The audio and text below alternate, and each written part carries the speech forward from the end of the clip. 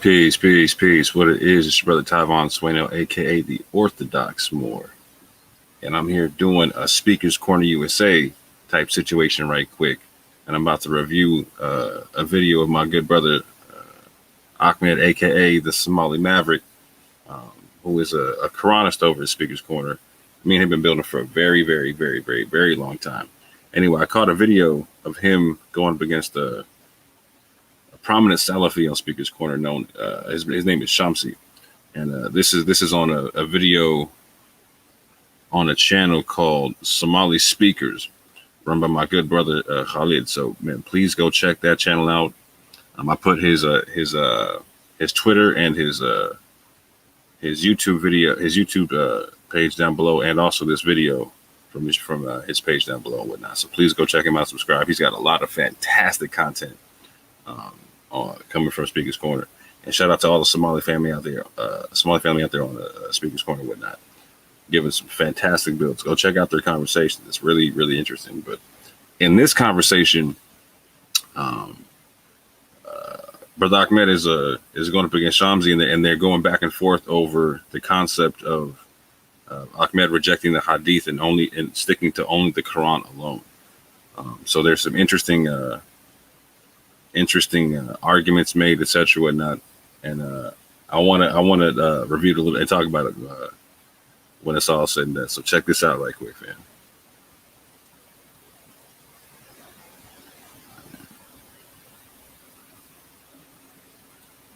We'll start again.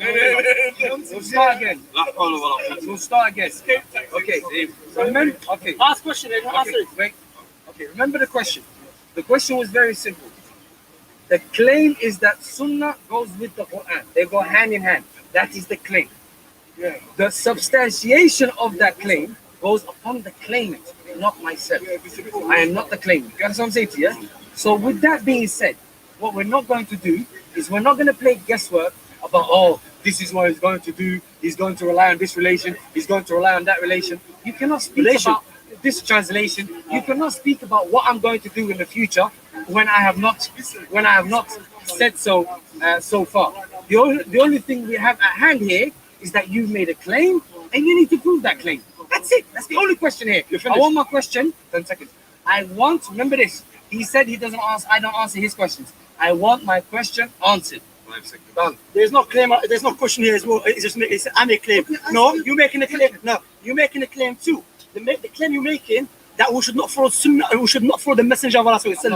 You're making the claim. No. Should we follow the Messenger of Allah? I'm not making that claim. Should we follow? No, watch. Should we follow the Messenger of Allah? Should we follow the Messenger of Allah? Because now he's making a claim we only follow Allah, which is the Quran.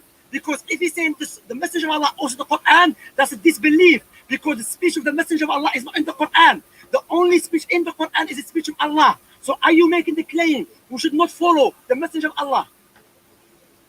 Answer it. He's got 28 minutes. Okay, I'm giving you my time. Go on, ask my question. Your minute is right now. Go. See, what I do is, as far as I'm concerned,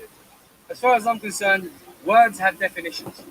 You cannot apply whatever you want to words. The definition of a messenger is one who delivers a message.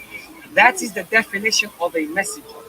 The message the messenger has delivered is called the Quran. That is that. So this notion that you need to follow the individual that had the title the messenger is a claim itself, which needs to be substantiated by those that make that claim, not myself. As far as the Quran is concerned, the only duty, word for word statement from the Quran, the only duty upon the messenger is not but a clear notification of the message. That's a direct quote from the Quran. Over to you. First of all, that is a translation again. That is not the Quran. Quran was written in Arabic. Okay, so he's making the claim that the messenger job only to convey the message as a postman, to give you the letter. He's saying we should not follow the messenger of Allah. He's making the claim as well, but he's playing around. So now my question to you clearly, are you making the claim we have to only follow the Quran? Are you making that claim, yes or no? That's what the Quran says. Okay, show me what the Quran says only for the Quran. Yes. Yes. You can pause it. Yeah. Yeah, perfect. I'll give you time. Because you're making a claim now. Okay. only for the Quran. Allah said. The only duty of the messenger is but the clear notification of the message. That's it. Where does it say? What do you want me to No. I said in the You question. done? Are you done? My brother has not answered my question. I didn't ask him. My question was precise. Where does it say in the Quran only follow, not the message, because the message consists of the Quran and the Sunnah. That is the truth. Wait. And my question now to you, before I prove the claim, where does it say in the Quran only follow the Quran? That's my question. Okay. Wait, it does not need to say only. The Quran. No. It does not. People, please, brothers. It does not need to say only, because the term only assumes that there is more than the Quran. So that assumption needs to be substantiated by yourself for assuming that it needs to dictate only. The word that we have here is message. If we're going to assume that the message is more than the Quran, you have to provide evidence for that. You cannot just insist it. What he's trying to do now is he's trying to insist it. And you heard him say himself right now. He said the message includes the Sunnah. I want that claim substantiated. That's my time now. He's running around. No.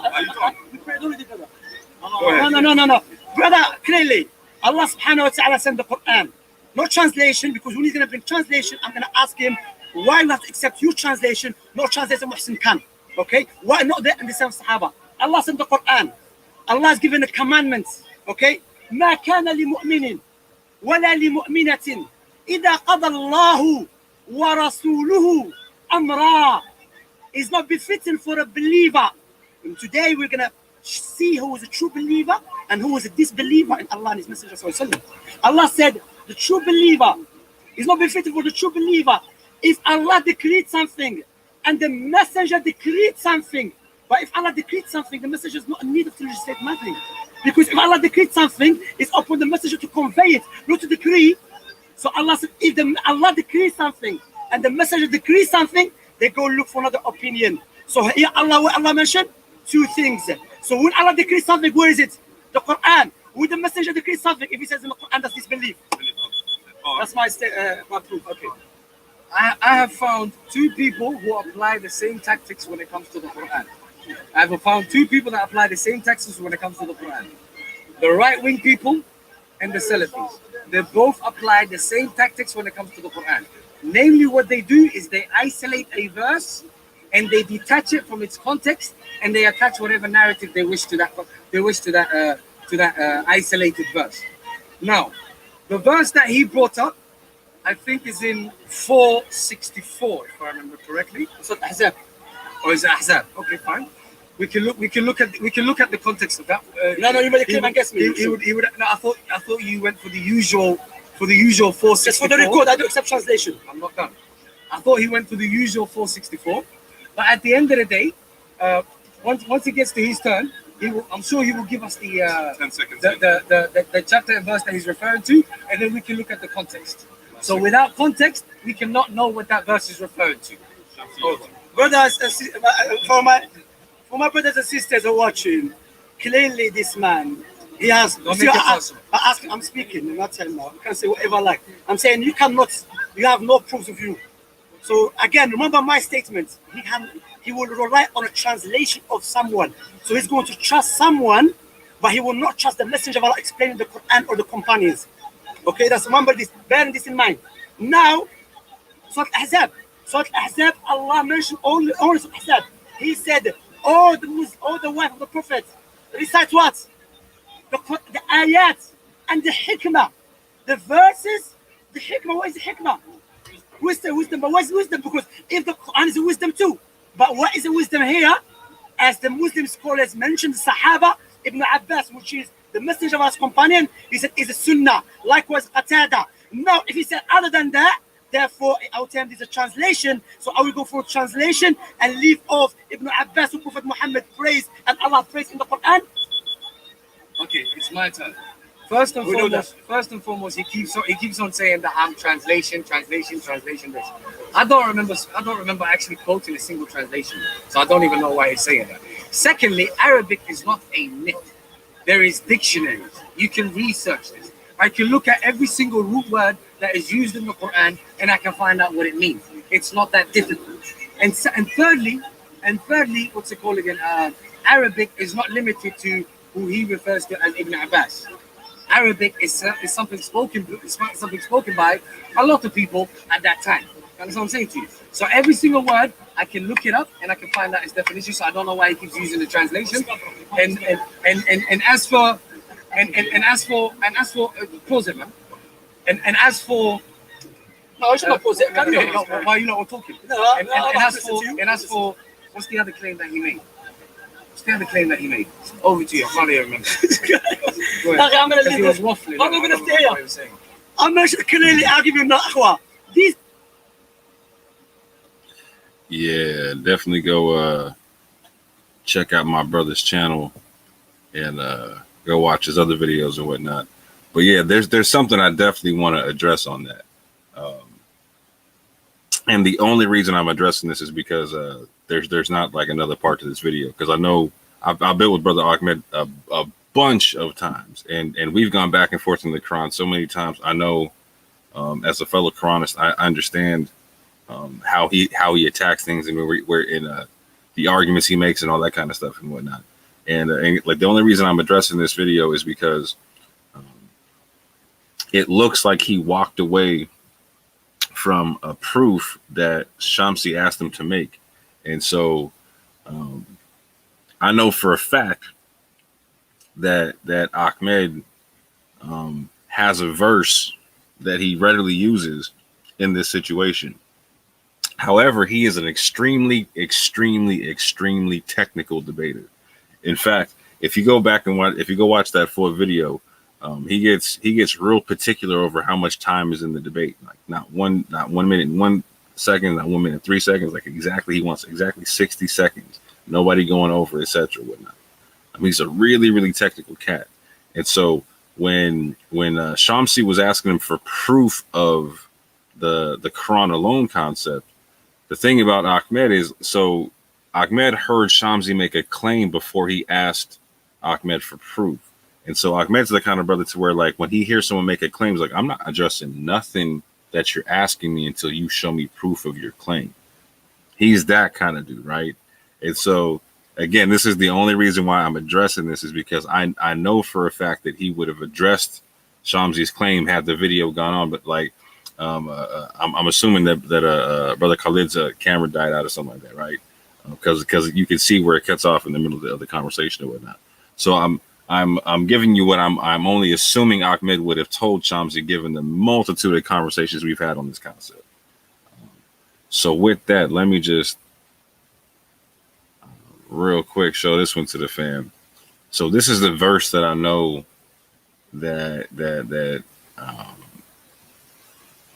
Ahmed would have pulled out at the ready. Surah 17, ayat 46. And we have placed over their hearts coverings, lest they understand it, and in their ears deafness. And when you mention your Lord alone in the Quran, they turn back in aversion. Now that the English version says alone in the Quran. In the Arabic, it literally says in the Quran alone.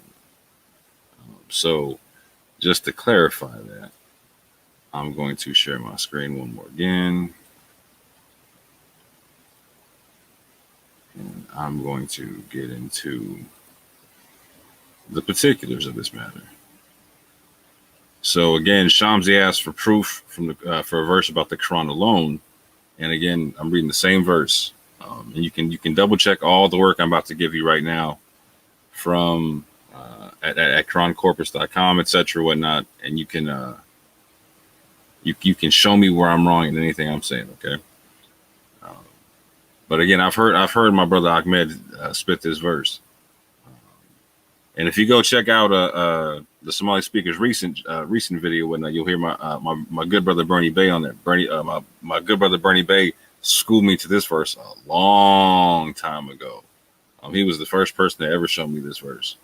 But I know for a fact I've heard Ahmed talk about it too. So in Surah 17, ayat 46, it stipulates again, and we have placed over their hearts coverings, lest they understand it, and in their ears deafness. And when you mention your Lord alone in the Quran, they turn back in aversion. Now, when you go look at this in the Arabic and the word for word, the 14th word is il-Qurani, the Quran. The 15th word is wahdahu, alone. the Quran alone.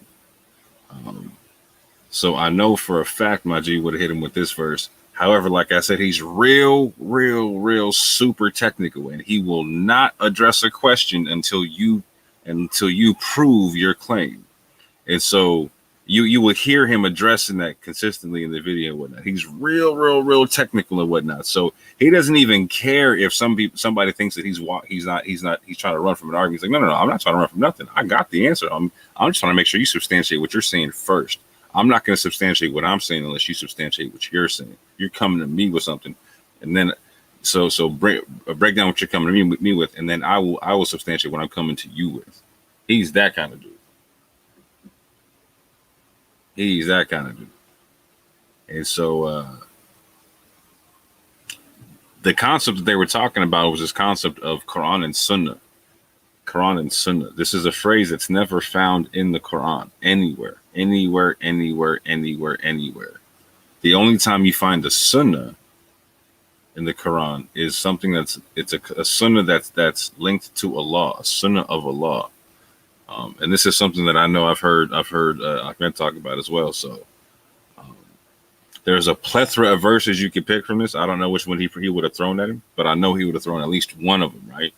And so real quick, you can check out, just for notes and whatnot, Surah 17, ayat 77, Surah 33, ayat 38, Surah 33, ayat 62, Surah 35, ayat 43, Surah 48, ayat 23. And it's going to break down these concepts here.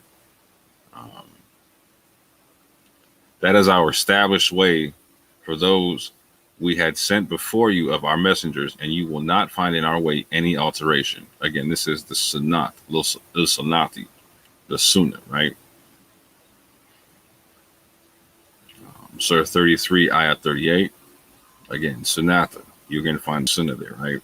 And this is, again, Sunnah of Allah concept, right? There is not to be upon the Prophet any discomfort concerning that which Allah has imposed upon him.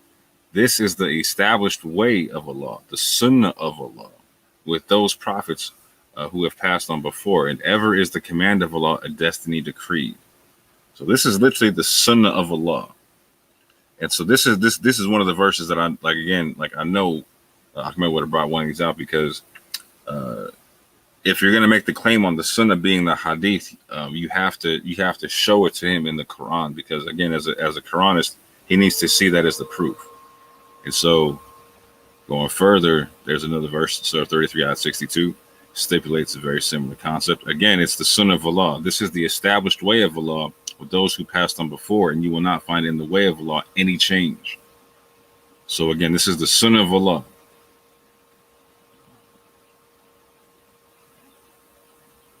Again, Surah 35, ayat 43. Due to arrogance in the land and plotting of evil, but the plot of evil does not encompass except its own people. Then do they await except the way of the foreign peoples, but you will never find in the way of Allah any change, in the Sunnah of Allah any change, and you will never find in the way of Allah any alteration, or you will never find in the Sunnah. You'll never find in the Sunnah of Allah any alteration. Again, Surah 48, ayat 23. This is the established way of Allah. This is the Sunnah of Allah, which has occurred before, and never will you find in the way of Allah or the Sunnah of Allah any change. So it's clear about how it's written. It's real clear about how it's written. The Sunnah of Allah was established among the previous messengers and previous people. The Sunnah of Allah has no change within it, and has no alteration in it that can be found. And these are questions that I'm throwing in there, but I'm just speculating. These would be like some return fire questions that Ahmed would ask, because he's a real logical person, right? So he may or may not have asked these questions, but I know in a return fire round, he would come with something like this, right? If the Sunnah was established among the previous messengers, where are their hadiths? Where are the hadiths of the previous messengers? And if the Sunnah has no change and no alteration, the messenger should have no hadiths either, because you can't find any hadiths of the previous messengers. They don't have a book and then a whole set of hadiths. So if the Sunnah of Allah has no change and no alteration, the messenger should not also have any hadith going on with his book. That would be something different than what you find. There is no hadith of Moses that goes along with the Torah. There is no hadith of Isa or Jesus that goes along with the Injil. There's no hadith of David that goes along with the Zabur or the Psalms. And there's no claim of such in the Quran. But moving forward, what I thought was interesting is that Shamsi made another claim that he didn't particularly substantiate, but he made a claim, and he was saying that the term for the Sunnah or the Hadith or whatever was synonymous with the concept of the wisdom. So they like to say this term Quran and Sunnah, and this term Quran and Sunnah is never found in the Quran ever, not once, not one single solitary time. What you find in there is a saying called the book and the wisdom. The book and the wisdom. And so you can find this phrase used in these verses here. Surah 2, ayah 129, Surah 2, ayah 151, Surah 2, ayah 231, Surah 3, ayah 48, Surah 3, ayah 81, Surah 3, ayah 164, Surah 4, ayah 54, Surah 4, ayah 113, and Surah 62, ayah 2. And so I'm just going to pull out a couple of these real quick and just point out a couple of things, right? And so this is Surah 2 ayat 129. It says, Our Lord, and send among them a messenger from themselves who will recite to them your verses and teach them the book and wisdom and purify them indeed. You are the exalted in might, the wise. Again, this is the book and the wisdom. This is Surah 2 ayat 31.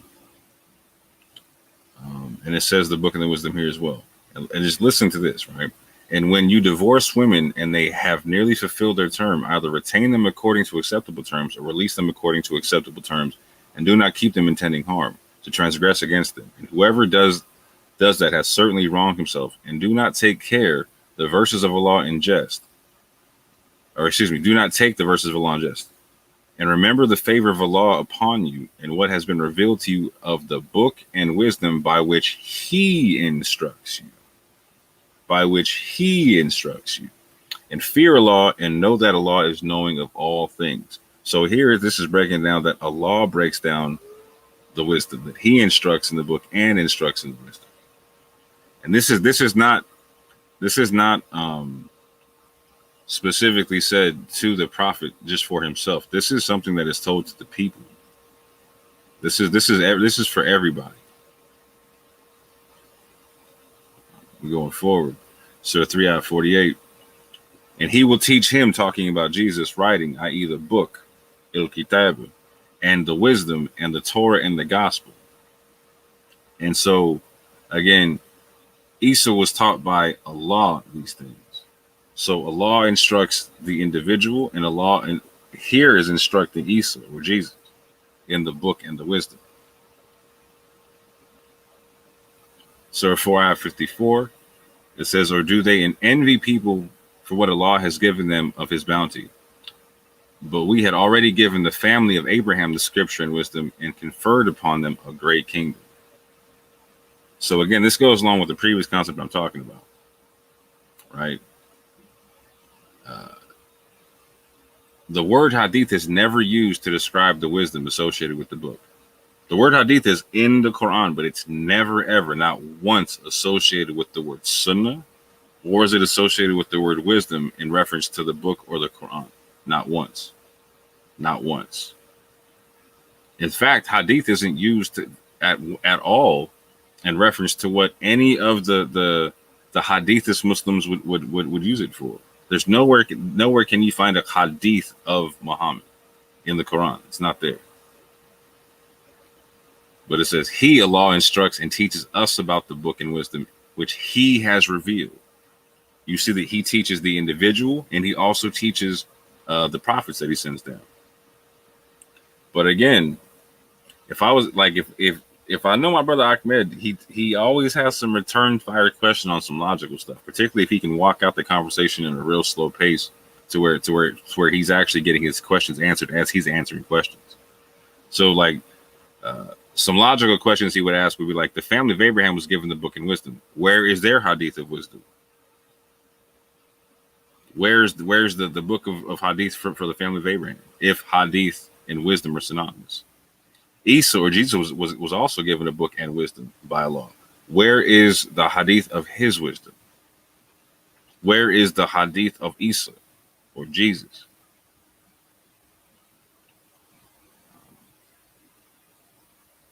And these are definitely verses I know my brother would have brought out, because I've heard him cite these verses all day. So, and you're going to hear basically almost every Quran cite these verses, right? Surah 39, ayah 23. Allah has sent down the best statement, but in Arabic it literally says the best hadith, hadithi, a consistent book wherein is reiteration. The skins shiver therefrom of those who fear their Lord. Then their skins and their hearts relax at the remembrance of Allah. That is the guidance of Allah by which He guides whom He wills. And one whom Allah leaves astray, for him there is no guide. But it clearly specifies that Allah has sent down the best hadith, a consistent book wherein is reiteration. Surah 7, ayah 185. Another verse that speaks about the hadith. It says, do they not look into the realm of the heavens and the earth and everything that Allah has created, and think that perhaps their appointed time has come near? So in what statement, in what hadith hereafter will they believe? It asks the challenging question, what statement after this will they believe? What hadith after this will they believe? And in Surah 39, ayah 23, there's a lot of reiteration with this question. It asks this question 3 times in the Quran. Surah 45, ayah 6 asks this question, and I think breaks it down the clearest of the clear. These are the verses of Allah which we recite to you in truth. Then in what statement after Allah and His verses will they believe? And what hadith after Allah and His verses will they believe? To me, that sums it up right there. 1, Allah has sent down the best hadith, a book that is consistent with much reiteration therein. And He stipulates in Surah 45, ayah 6, that in what hadith after Allah and His verses will they believe? Last but not least, it stipulates in Surah 77, ayah 50, then in what statement after, now it doesn't say the Quran in Arabic, so this is why I put it out here in the word by word, will they believe? It says, then in what statement after will they believe?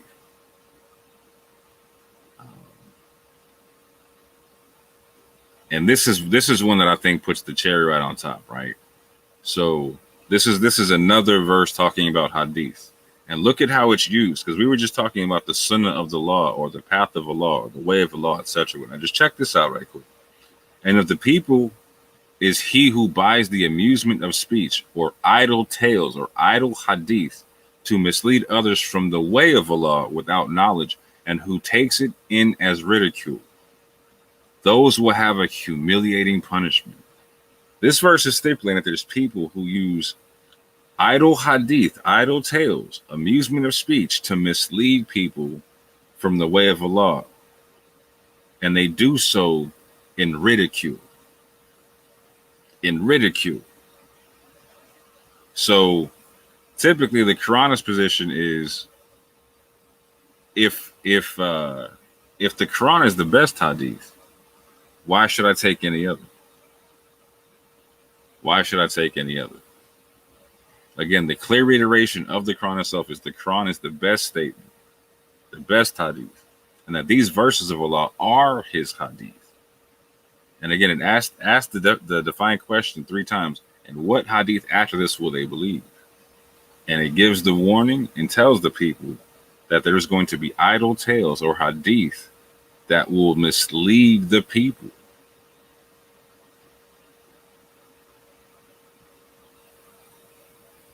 That will mislead the people.